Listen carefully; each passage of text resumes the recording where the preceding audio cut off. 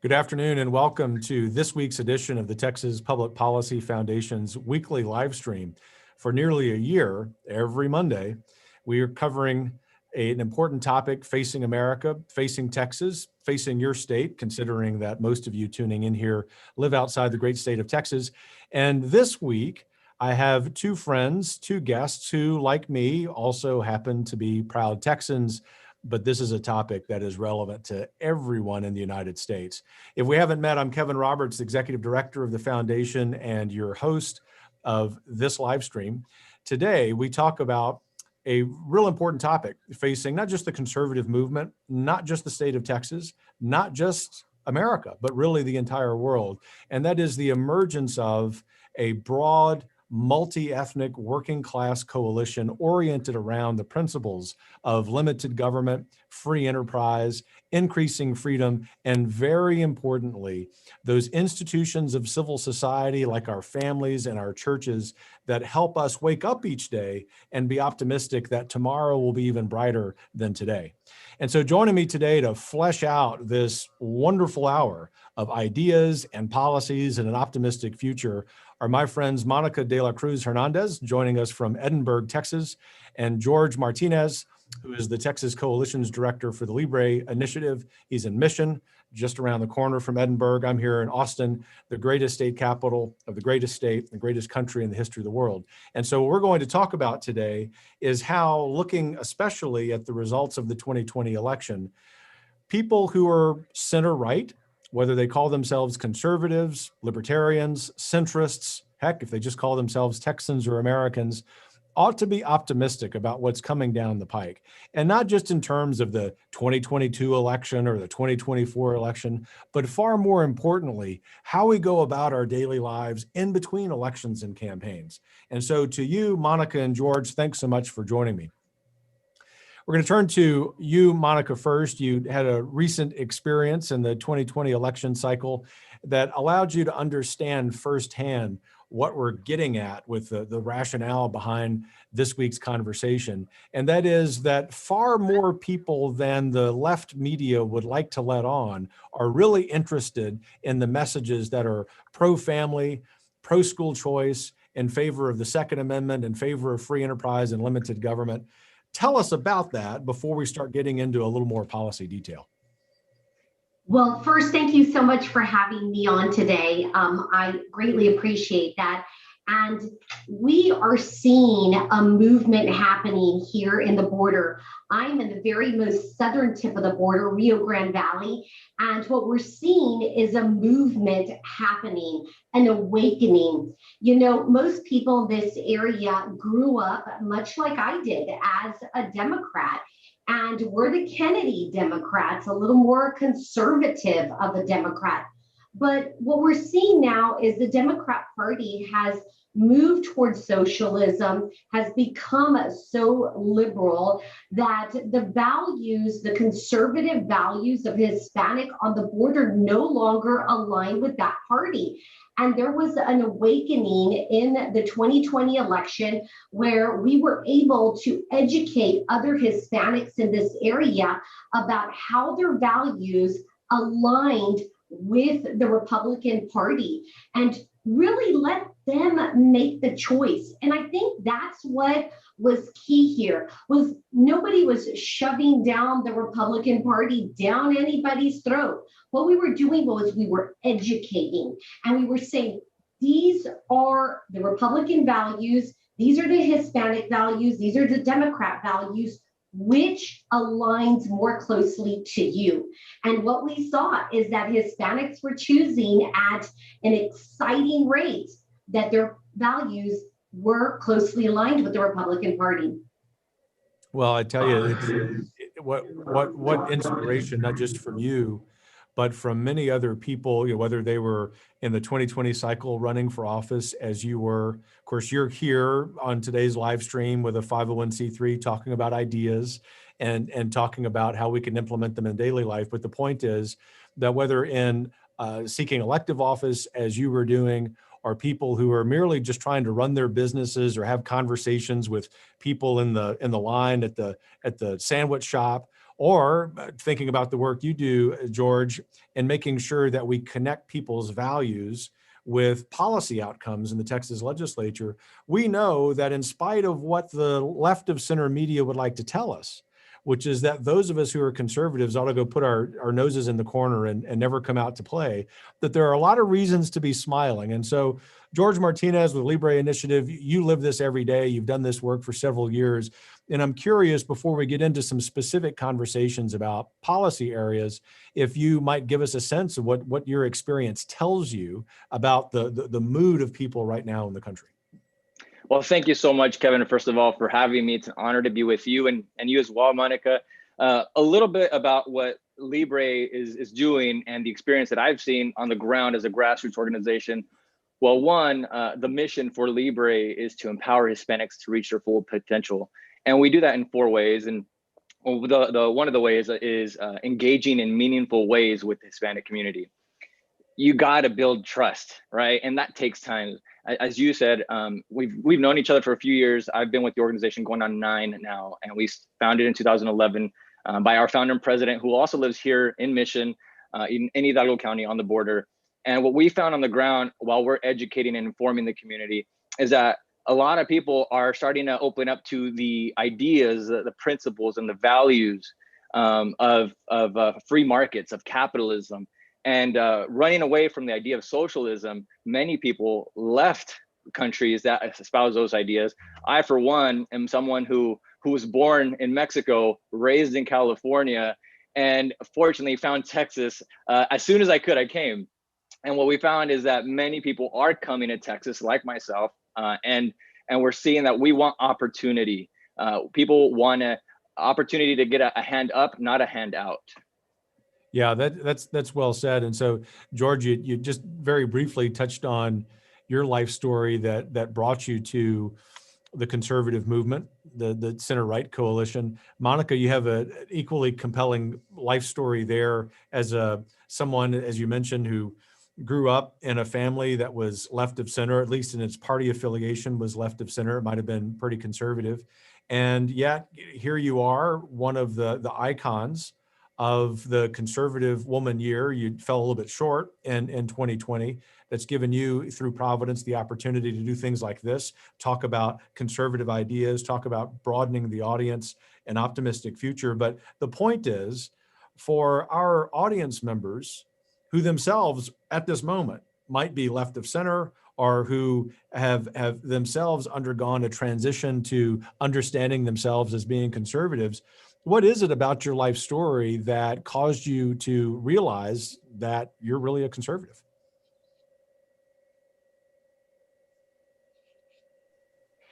Yes, well, I can tell you this is I am an everyday person. I am like many Americans and many people who come over here looking for the American dream. I come from simple beginnings. I was raised by a single mom. There is no political background in my story. We're just hardworking Americans who saw an opportunity for an American dream. My husband, through working hard, we were able to successfully own 3 small businesses. And I really come from a family who has love of country. My grandfather served in the United States Navy in World War II. My brother served 20 years honorably in the U.S. Air Force. And so I was brought up with a love of country, love of God, and love of the opportunities that are before us. And my grandfather wanted us to have equal opportunity, not equal results. And that is the way that I grew up, is that the opportunity is there for you to grab if you want to work hard. And if you give glory to God and work hard and work towards those American dreams, you can do it. And I'm living proof that we can come from simple beginnings and we can seize the American dream. And so I think that's why people were able to gravitate and to relate with me, because I'm just like them. I'm an everyday American. Well, and I think that message, Monica, was repeated time and again, especially in border counties across Texas, where we saw just thinking about the presidential race, a huge swing from the share of Democrat and Republican votes in 2016 versus the share of Democrat and Republican votes in 2020. And there, I'm not even thinking about specific presidential candidates as much as leading a think tank. I'm thinking about those ideas that were appealing to people in those counties. I presume that you saw those in your race, and I'll come back to you on that point.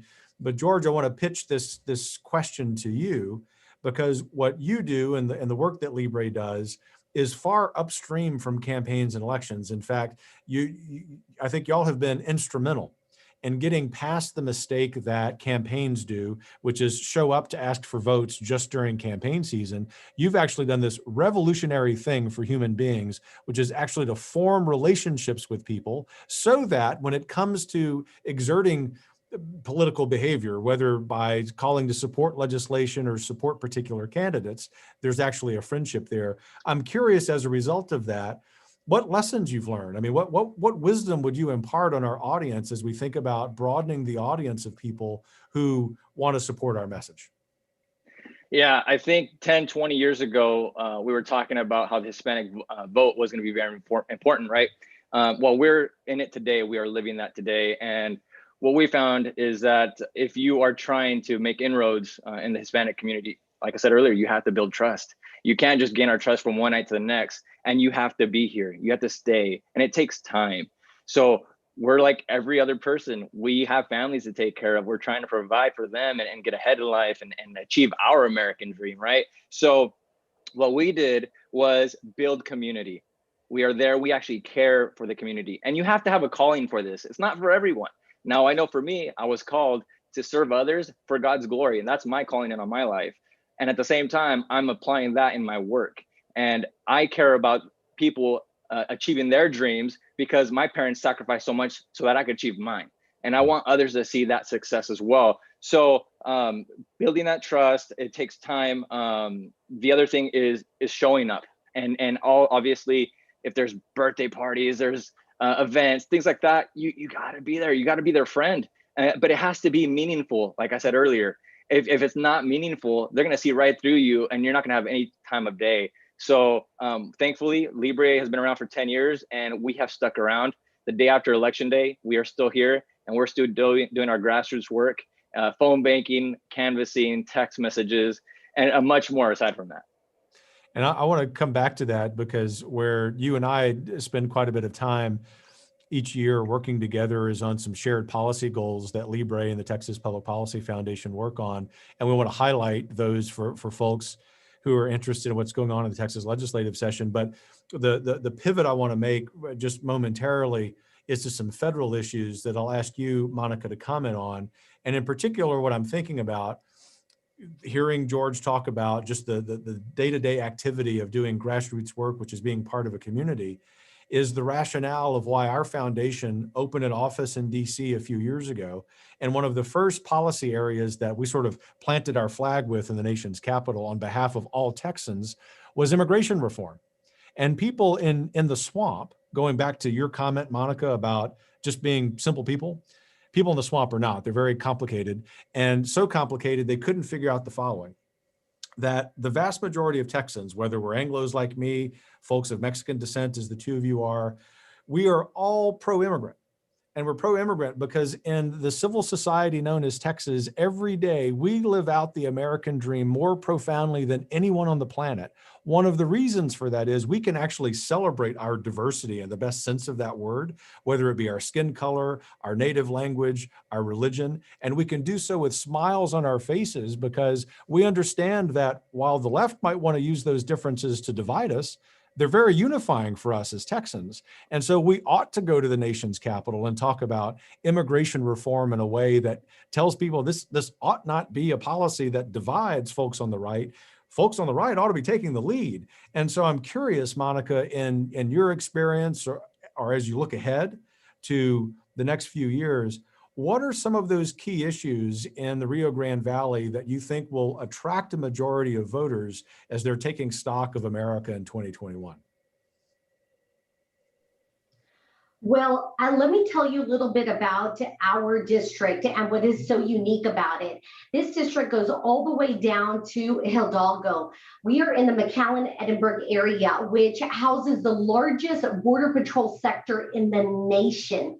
Now, what most people don't realize is that Border Patrol agents are friends, there are neighbors, there are relatives. These are people that are trusted and respected in our community. In 2019, we had close to 500,000 illegal aliens cross our borders just through CD15. So our communities, our American communities on this side, really saw the stress of the amount of people that this put not only on our communities, but on our law enforcement officers and our Border Patrol and custom agents. What they don't realize, and the rest of the nation, is that we have a border wall called the border levee just south of us and just north of us, where they did not have that kind of penetration into our country. Now, why is this important? It's important because our American communities need to be kept safe, as well as the citizens and law enforcement officers who are out there sacrificing their lives every single day. But I come from an immigrant family, just as you all do. And as I said, my grandfather wanted me to have equal opportunity, not equal results. And when we have our immigrants coming through the back door, then they do not have that opportunity for the American dream. And in fact, when they're coming through the back door illegal, they're taken advantage of from the coyotes, from the drug cartel. There is a child sex trafficking that come across, and we cannot monitor who is coming through our borders. And unfortunately, what the mainstream media doesn't tell us is that, yes, there may be some innocent stories that come through the back door, but they don't, and they fail to tell us about the people who come in with malintentions to our American community. And these people are going all over our nation, and we have no way to track them, and we have no way of knowing exactly the harm that they could do to our communities and to our citizens. And so the people in this area, and that was one of the reasons why it really resonated in 2020, our campaign, is the people of this area understand, because they have lived through it. They see the devastation this causes, not only for the immigrants, but for American communities. And so, Monica, whether it's the immigration issue or other issues that the nation's capital, Congress, needs to grapple with, there are some real opportunities there for people on the ground, voters, grassroots folks, to exert pressure on their representatives to make some common sense reforms. And it's that kind of work that we know George does every day with Libre. And George, rather than talk about DC for the next couple of minutes, I want to take stock with you, or have you take stock of what's going on in the Texas legislative session. Each session, you and our organization develop some priorities that we believe will enhance the quality of life for Texans. What's that list? Number one, that list of policies that y'all are working on that you've identified as priorities. And then number two, why do you think those are important, even beyond the nuts and bolts of the policy? Why are those important for messaging, for broadening the audience? Thanks, Kevin. I'm actually going to start with that second question. Why is it important? The list of the four or so policies that we've looked into, the reason why it's important is because it helps improve everyone's lives, all Texans, and that's important. And what we found, meeting with our legislators, Democrats and Republicans, is that they all want to improve quality of care and make it affordable. They want to have a conservative Texas budget. They want to see pretrial bail reform, where individuals who are low risk, low-level first-time offenders, who are not a risk to society, so that they can get back out into the community, work, and provide for their families. They want to see that. And then obviously education opportunity. Those are the four areas that we're focusing on. And education opportunity, like I said, we've met with Democrats and Republicans. And what we've seen, at least in the Valley, is that we want to have the opportunity to choose where our kids go to school. And I have an example for you. For me, my wife and I have a 4-year-old son, we decided to take him to a charter school idea, public schools here. That worked for us. And when they gave us the option to take him in person or keep him at home learning, we decided to keep him at home learning. That was great for us. My neighbor enrolled their son, same age as my son, at IDEA. That didn't work for them. And that was fine. Why? They went to the regular public school down the street, and that is working for them. That is what opportunity provides, education opportunity. So those are the 4 areas, and why it's important is because it's going to improve everyone's lives. Yeah, I tell you that I think that there is such an opportunity in this year's Texas legislative session, and this is important even for viewers outside Texas, because the list of priorities that George mentioned, in addition to some things that we're working here at our foundation, election integrity, namely, will keep Texas Texan, as we like to say here at the foundation. And that becomes a model of policy reform and also how we communicate about our issues for the rest of the country. And so we always believe that all eyes are on Texas. I think that's especially true here in 2021. So one of the reasons that's true, to switch to a little more challenging subject before we talk about solutions to that challenging subject, is that we have a new presidential administration. Of course, we recognize President Biden is the president. We pray for him every day, not just for the reason that he occupies the office, but for him as a person. So no sour grape thinking here. But the reality is that folks who are left of center control the executive branch, they control the U.S. House and the U.S. Senate. And that is a real headwind. It's a challenge for those of us who are trying to create a more prosperous and a more free America. So I'm just curious, starting with you, Monica, what your assessment is of the policy landscape in Washington, D.C. right now. And for our viewers, what would you say are the top issues we need to be keeping track of as we navigate those policy challenges? Yes, well, first, you're exactly right, is that we pray for our president because, as we said before, the success of our country is for all Americans, right? Unfortunately, our president currently has signed a record number of executive orders, more than any other president. He talks about unity, but unfortunately, his actions have not shown that. What concerns me is that he's bypassing Congress in order to make things happen that he feels that are partial to his party and that the country wants. And this is not the way our Constitution was built. That's not the way that things are supposed to work in Congress and with the president. So it is very alarming that some of the actions that he's done are bypassing Congress and following the way that our Constitution was meant to be built. Now, the things that I think that are very important are what we have talked about. Number one is the immigration and that border wall, because that not only affects my district, which is CD 15, but that affects the entire nation. He rescinded one order. We went back to the Obama era catch and release program. That means we're catching illegal immigrants right here in CD 15, and we're releasing them all over the country. We don't know who these people are. We don't know the backgrounds, and we have no way to track them. That should disturb people on both sides of the aisle. So number one, protecting our borders and protecting our American communities. Number two, the second thing we should be talking about is our gun laws, our Second Amendment right. I tell people that the Second Amendment is so important for us to protect. It's there for a reason. And it is when our government becomes too big, Americans should be able to protect themselves. And so we have to keep that right and respect our Second Amendment.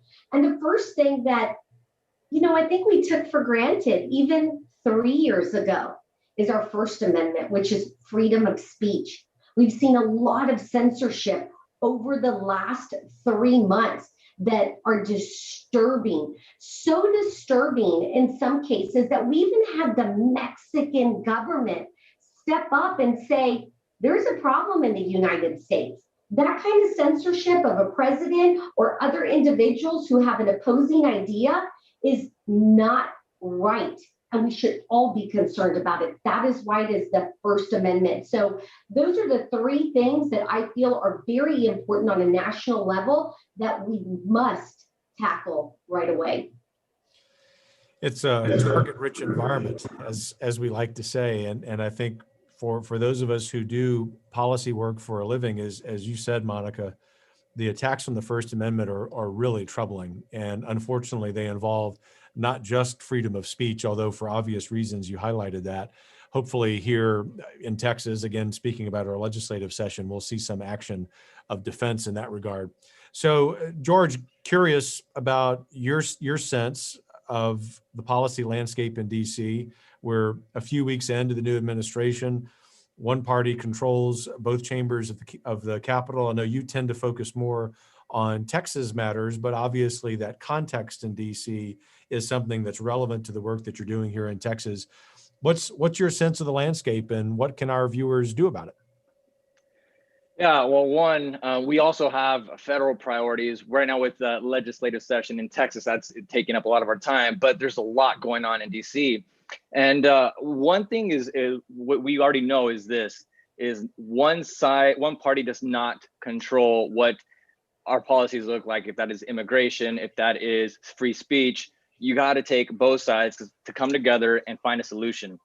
There's an example of this right now with HR 1.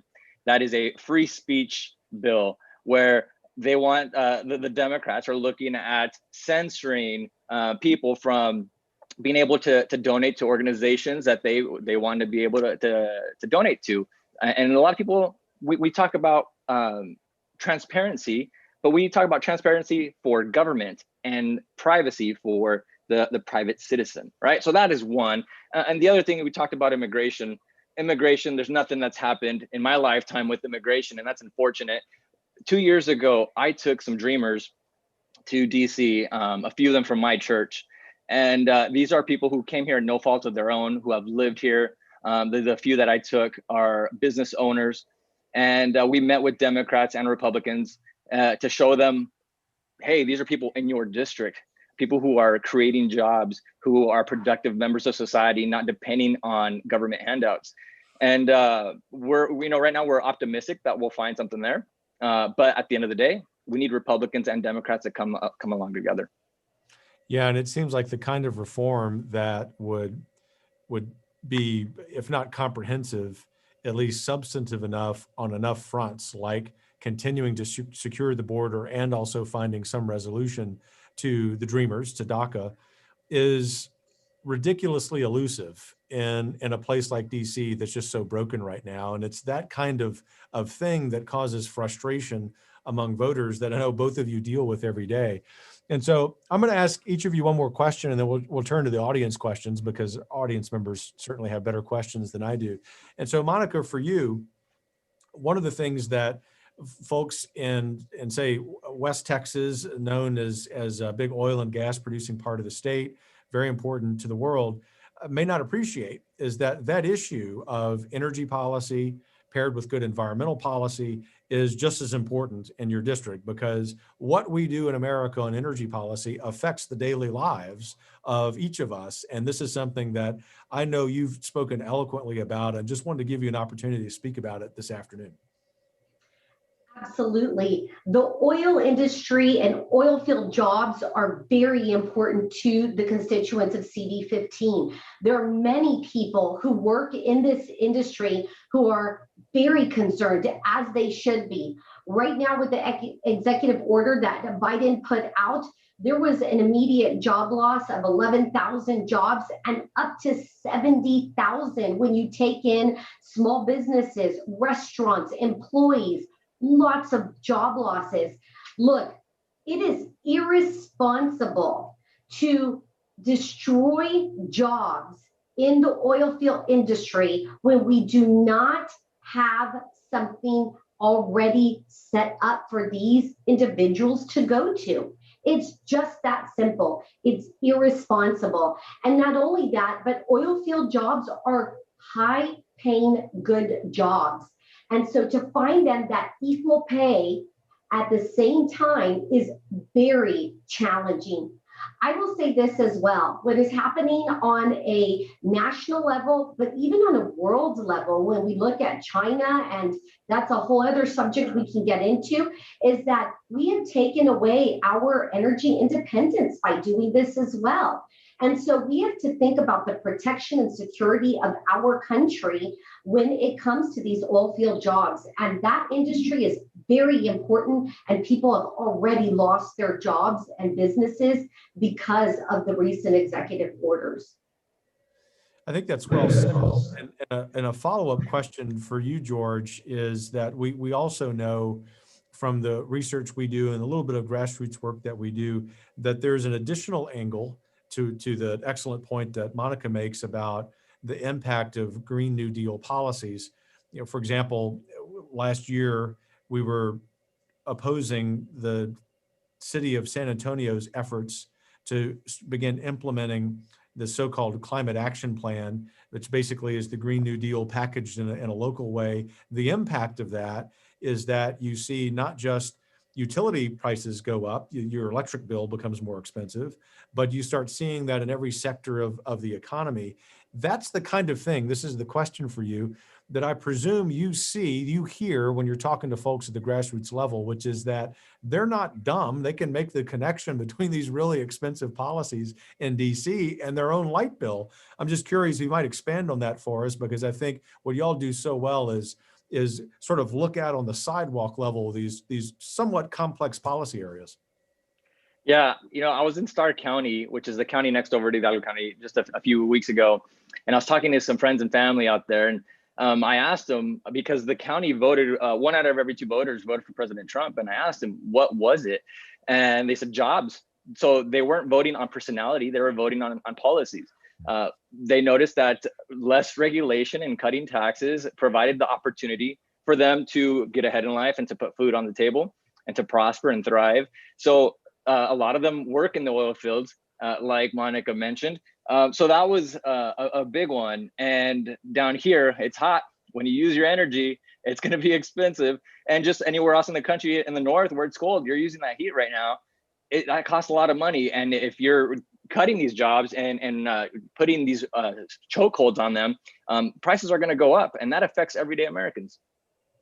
Yeah, and that's excellent too. Thanks for that response. And I also encourage people, as we're dealing with the framing of issues from the left, the radical left, that we recognize that often it's good just to reject their framing. And so, they want us to step into this trap about the Green New Deal that turns us into people who are deniers of climate change. And I think it's important to recognize, the climate has changed, especially over the last 300 years.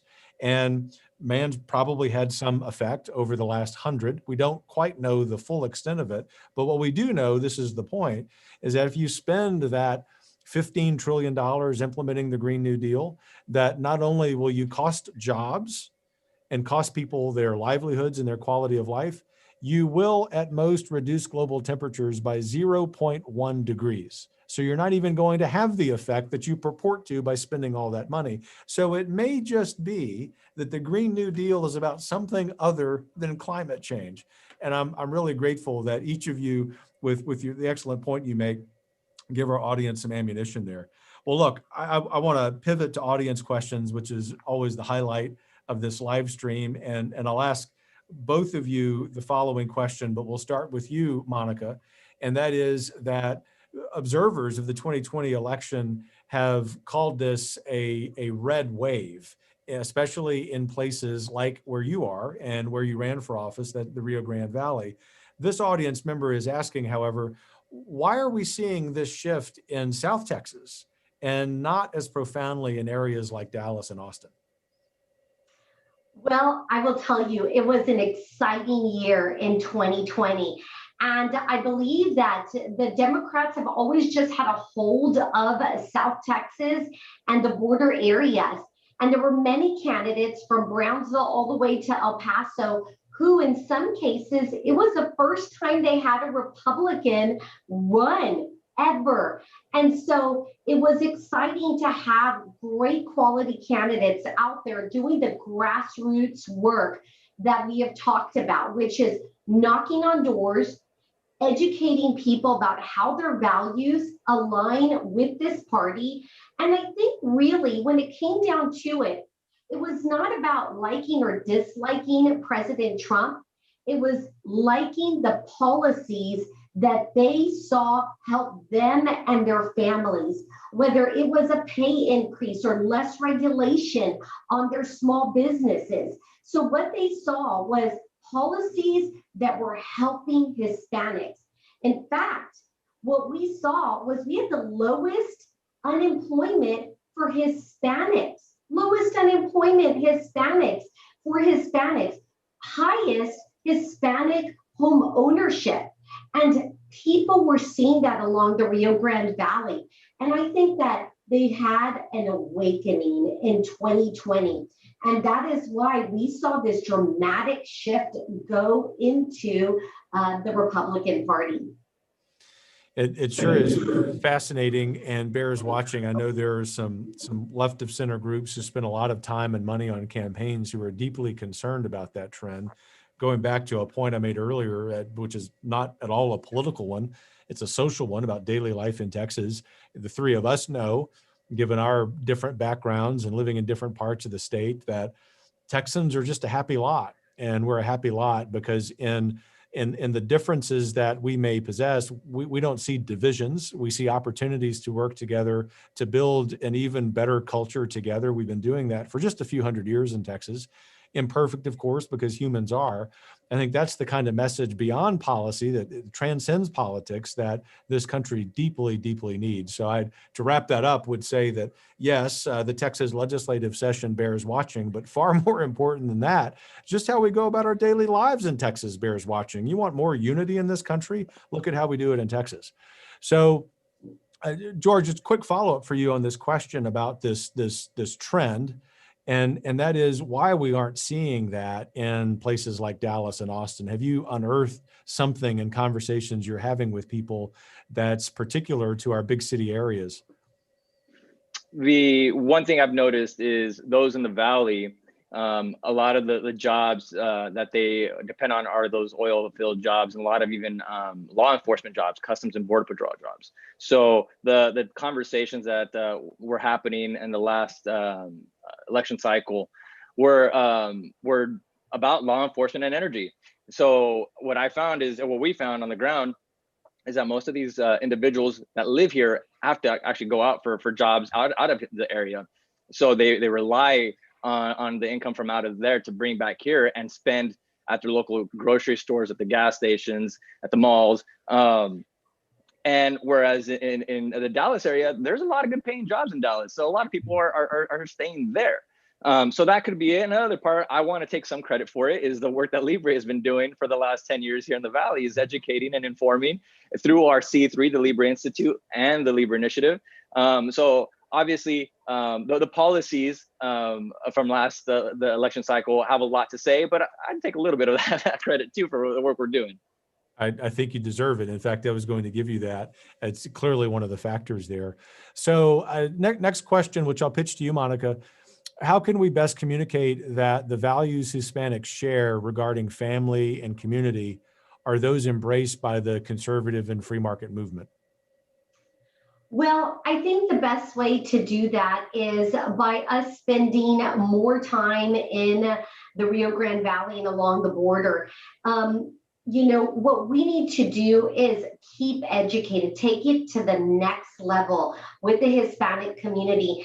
And as I said before, it's really as simple as saying, hey, your values are pro-God, pro-life, pro-Constitution.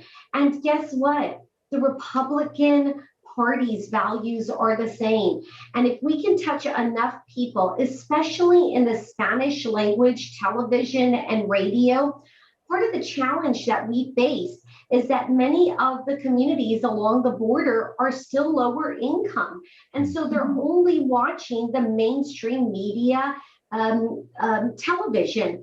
And so we have to go through those mediums to touch them still. So there's a lot of work to still be done. So I'm sure Jorge and myself, we both welcome people and more attention from the party on a state and on a national level, because what we can say and what I can say is that people here are awakened. And what happened in 2020 with the defund the police, with taking away or wanting to restrict gun ownership and the pro-life movement that was happening under President Trump, the people are concerned because they're hardworking individuals. They believe in our constitutional rights, and they come from many countries in South America where there is a socialism. They don't want to see that here. And so I think 2020 really made us show the stark differences between the Republicans and the Democrats. And that's why we saw an awakening in the Hispanic culture. We still have work to do, and we still need and want that grassroots in this area to keep educating for the 2022 election. And the time is now. We cannot wait until 2022 to start. We must start now. That is correct. Members of the audience who are real interested in the campaign and election cycle, not the purview of Texas public policy, because we're focused on the ideas and policy side. Both of those are important. This timing is really crucial, as Monica says. And so, George, just want to come back to you on a related question that an audience member asked, and that is, what are the mechanics? What's the approach of how Libre goes about taking this message, say, as Monica outlined it, and reaching these communities? How do you actually accomplish the work that you do, in other words?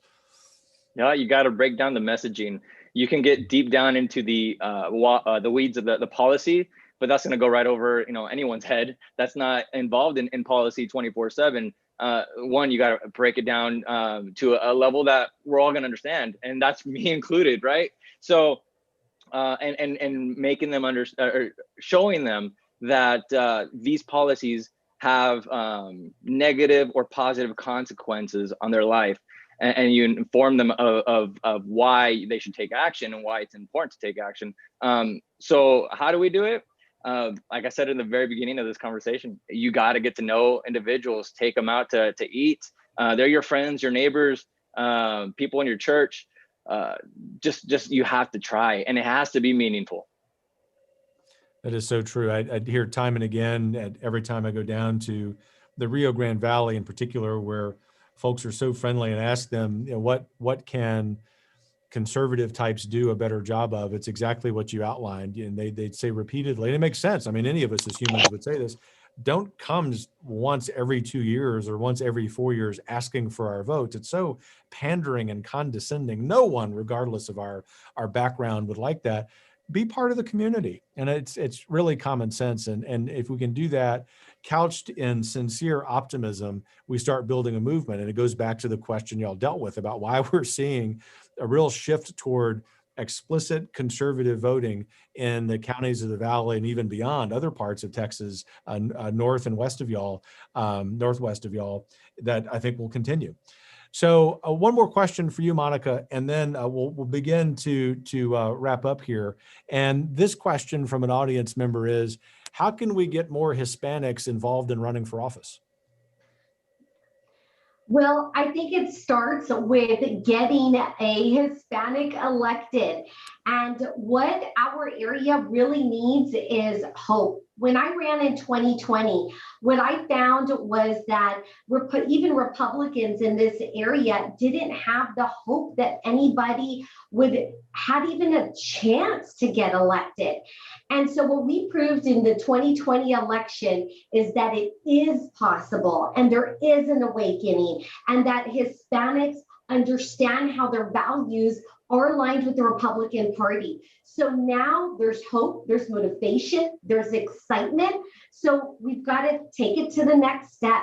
is we've got to get a Hispanic, I'd like it to be me, of course, elected in the 2022 election. Someone from the border that understands truly this border community. I'm born and raised in the Rio Grande Valley.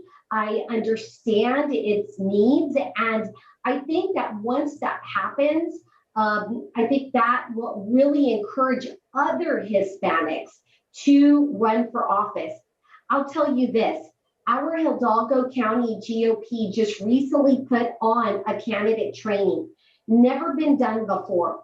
In that training, we had 65 individuals show up. We've never had people show up and say, I am willing to step out into the community and say, I'm a Republican running for office. So that was extremely exciting. Since then, we've had 5 people actually sign the paperwork and said, I'm moving forward because, Monica, I saw you do it. You were a small business owner. You're still in business. You didn't go under, you didn't go under in your business, and you still have your employees and you're able to pay your bills.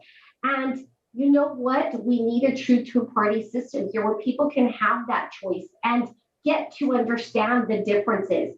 So we're very excited about that. And I think that was all because we doubled the Republican vote in Hidalgo.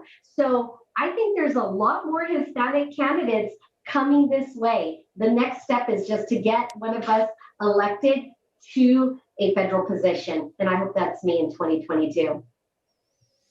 So thank you, Monica, for that response. I think it's something that your encouragement is relevant to anyone. And I would even take the liberty, if you don't mind, of making it nonpartisan, which TPPF is, that we need people to be engaged. And that's what we say at every event we do, especially in person here in our building. We're going to have differences of opinion, especially when we start thinking about folks being members of one political party or another. But the most important thing is that there's no way we can fix whatever the problems we believe exist in America without people stepping up and making the sacrifice and time and talent and treasure for this cause that's greater than ourselves, what we know is the United States of America. George, a quick follow-up from this audience member question, and that is, would you make a pitch for people to, and nothing against Monica's excellent point about federal office, but would you make a pitch in addition to people considering local office? Yeah, look, at the end of the day, we need individuals who are going to espouse freedom-minded solutions. So if you are Hispanic or any other race, as long as you're espousing these freedom-minded solutions, you should run. And if you believe these at the local level, as they say, all politics is local, you can actually reach to your city councilman and your mayor. It's harder to start reaching your congressmen and your senators, but these are where you can have more impact. So that's what I would definitely do. Yeah, thank you. There's one last question from the audience that's come in that I will take and be brief about it, because y'all are the stars here. And it sounds like it's a question about a TPPF priority, which is election integrity. And the person asks about Governor Abbott making this an emergency item in his state of the state, which means for folks outside Texas, the legislature has to deal with this issue. We've been talking about this for over a year because we hired some private investigators who proved for us that the nefarious practice of ballot harvesting is going on all over this state, not just in the Rio Grande Valley, but in our big cities and in some small cities. So we've got a 4-pronged approach. We want to enforce against ballot harvesting. We need more people doing this at the local level and in the state attorney general's office.